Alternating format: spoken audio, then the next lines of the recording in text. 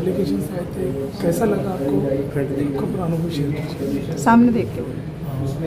हमारा ट्रांसप्लांट में एबीओ इनकॉम्पेटिबल यानी अलग अलग ब्लड ग्रुप का था, इसलिए उसमें कॉम्प्लिकेशंस थे। जैसा अभी डॉक्टर्स ने बताया, प्लाज्मा फेरेसिस करके एक प्रोसीजर हुआ करती होती है, काफ़ी बार रिपीट भी करनी पड़ी क्योंकि किडनी की रिजेक्शन रेसिपिएंट को ना हो, इसलिए वो प्रोसीजर करनी पड़ी। और उसमें जो और भी कॉम्प्लिकेशंस आए उसके लिए हमको एक बार एडिशनल एडमिट होना पड़ा, और उससे बाद में जब उनको सूटेबल लगा, सब पैरामीटर सही लगे, उस समय ट्रांसप्लांट का ऑपरेशन किया गया। उसके बाद में परफेक्टली वेल है। मैं डोनर और मेरी मिसेस रेसिपिएंट, दोनों का परफेक्ट रिकवरी चल रहा है। जो दवाइयाँ थी, जो डोसेजेस है उसके कम होते जा रहे हैं ताकि रिजेक्शन के चांसेस कम से कम हो। चल रहा है सब। क्या फील कर रहे हैं सर आप, और किस तरह का प्रिकॉशन ले रहे हैं? मेरे लिए डोनर के लिए विशेष कुछ नहीं है, जैसे मैंने सब बताया कि कुछ खाने में जो जैसे डॉक्टर साहब ने बताया, और इन्फेक्शन नहीं होना चाहिए, प्रिकॉशन लेना है, ऐसा मुझे बताया गया। उसके लिए हिसाब से मैं मेरा लाइफस्टाइल और ये सब कर रहा हूँ। बाहर का कुछ कम से कम खाए, तो वो प्रिकॉशन लेके मैं रेगुलर। बाकी मुझे पहले भी कुछ प्रॉब्लम नहीं थे ब्लड प्रेशर या शुगर का, और मेरा फिटनेस भी सही था। मैं रेगुलरली बैडमिंटन खेलता हूँ, तो लगभग 20 साल से मैं खेल रहा हूँ। तो ऑपरेशन होने के बाद में मैं फिर से दोबारा 3 महीने हो गए मैं फुल फ्लेज इसमें फिर से खेल रहा हूँ।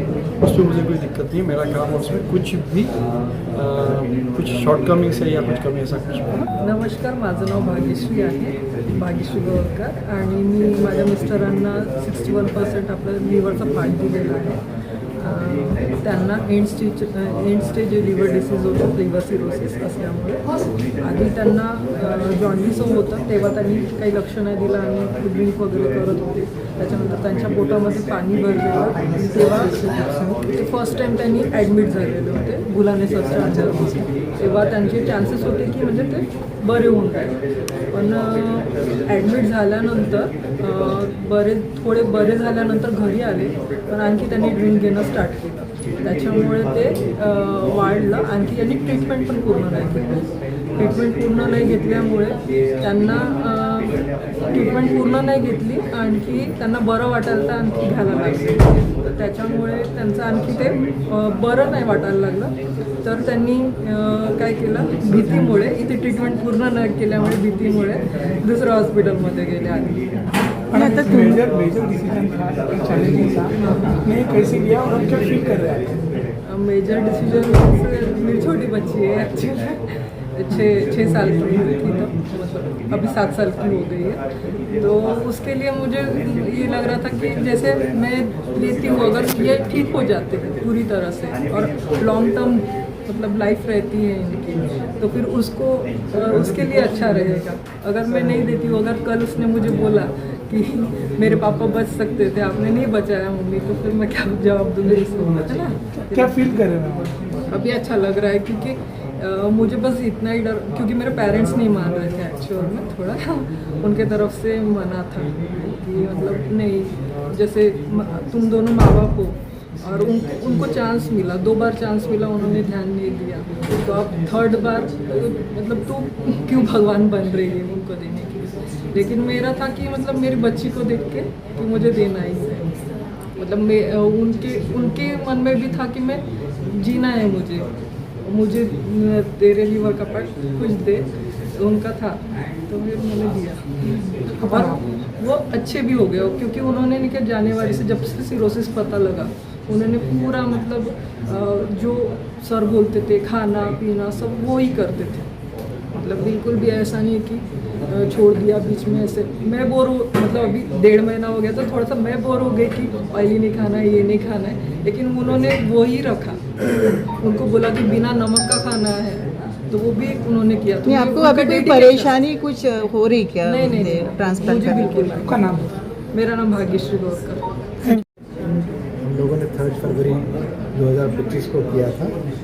ये ट्रांसप्लांटेशन बड़ा सक्सेसफुल रहा और अभी आप लोग दोनों से मिले, रेसिपिएंट और डोनर से, जिनके भी विचार आपने सुने, तो निश्चित रूप से इसका फ़ायदा तो है। एक आध महीने में किडनी देने वाला जो है अंगदाता जिसको आप कहेंगे, 1 महीने के अंदर वो ना केवल नॉर्मल एक्टिविटी करने लगा, बाकी स्पोर्ट्स वगैरह तक खुद से खेलने में सक्षम हो गया और बैडमिंटन खेलने भी लगा। तो ये अपने आप में एक प्रमाण है कि कितनी उपयुक्त है। रोबोटिक से आपने जो ट्रांसप्लांट किए हैं तो वो कितना आपके लिए चैलेंजिंग था? रोबोटिक में हमने ट्रांसप्लांट नहीं किया, रोबोटिक से ट्रांसप्लांट अभी करना बाकी है। हमने डोनर सर्जरी की है, रोबोटिक ट्रांसप्लांटेशन के लिए अभी बात है, तो थोड़ा उसका जो वक्त है अभी आने का है, जब आएगा तो करेंगे। डोनर सर्जरी जो भी है वो पारंपरिक ट्रेडिशनल सर्जरी कितनी अलग है और उसके कितने फायदे? बहुत अलग है। जैसा आपको मैंने कहा कि जो किडनी की ओपन सर्जरी होती है, उसके अंदर जो घाव बनता है वो काफ़ी बड़ा घाव होता है और उसके हीलिंग में भी काफ़ी वक्त लगता है। ना केवल वक्त लगता है, वो एरिया हमारे शरीर का जो है वो एक स्कार रह जाता है जिंदगी भर के लिए। वही काम यदि हम रोबोट से करें तो उसका घाव भी छोटा होता है, रिकवरी भी अच्छी होती है और इमीडिएट और बड़ा स्पीडी रिकवरी रहता है। तो एक नॉर्मल व्यक्ति जो अपना अंग देता है, उसके शरीर में कम से कम नुकसान उसको पहुँचे, कम से कम कोई स्कारिंग वारिंग उसको उसके लक्षण बहुत ही छोटी है। ठीक है sir, max super speciality hospital Nagpur का हॉस्पिटल हेड हूँ।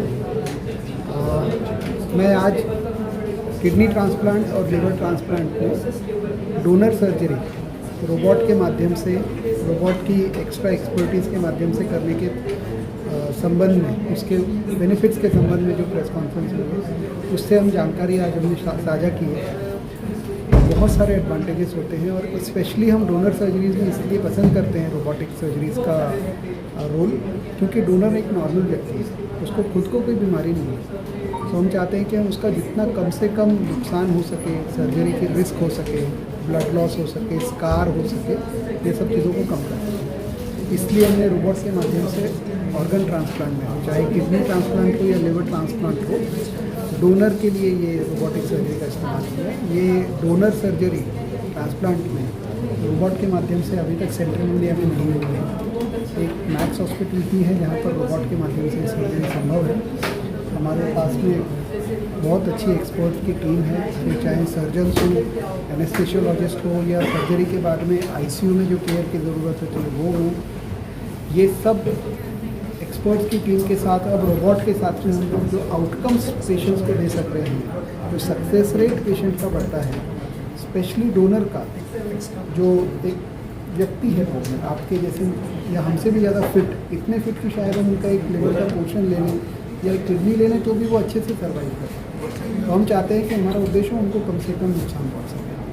तो बस उस उद्देश्य के साथ से हमने रोबोट ट्रांसप्लांट सर्जरी में इस्तेमाल किए और हमारे रिजल्ट बहुत अच्छे हैं। Thank you. मैं लिवर ट्रांसप्लांट सर्जन हूँ।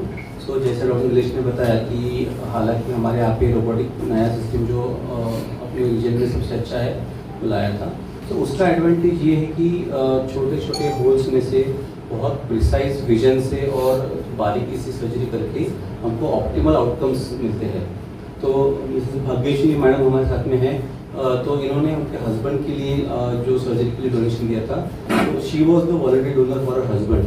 तो उन्होंने उनके लिवर का एक पार्ट उनके हस्बैंड को डोनेट किया, जिसको हम लोग लिवर ट्रांसप्लांटेशन यूज़ करते हैं। तो इनका सर्जरी जो ट्रेडिशनली पहले होता था जिसमें बड़ा सा कट लगा के सर्जरी करते थे, बट ये सर्जरी हम लोग छोटे छोटे होल्स के थ्रू किया है, जिसमें एकदम मिनिमम छोटे छोटे होल्स में से ऑपरेशन हुआ, कम से कम ब्लड लॉस हुआ है एंड उनकी रिकवरी बहुत अच्छे से हुई, वो अपने को बहुत जल्द बताएंगे।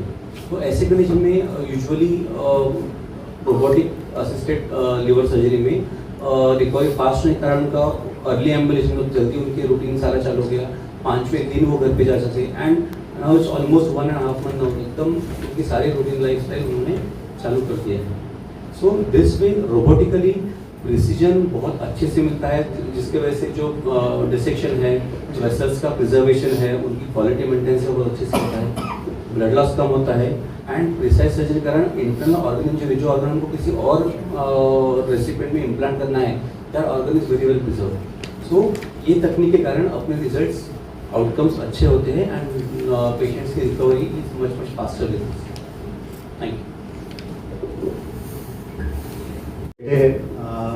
हम लोग जो है किडनी ट्रांसप्लांट तो यहाँ पे काफ़ी सालों से, जब से शुरू हुआ है 6 साल से हम लोग कर रहे हैं। उनके सर हमारे ट्रांसप्लांट सर्जन मेन हेड है।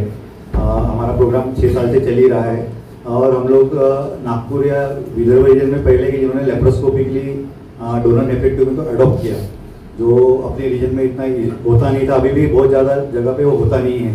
तो लेप्रोस्कोपिक डोनर नेफ्रेक्टोमी हम लोगों ने पहले अडॉप्ट किया, हम लोग वो रूटीनली करते ही है।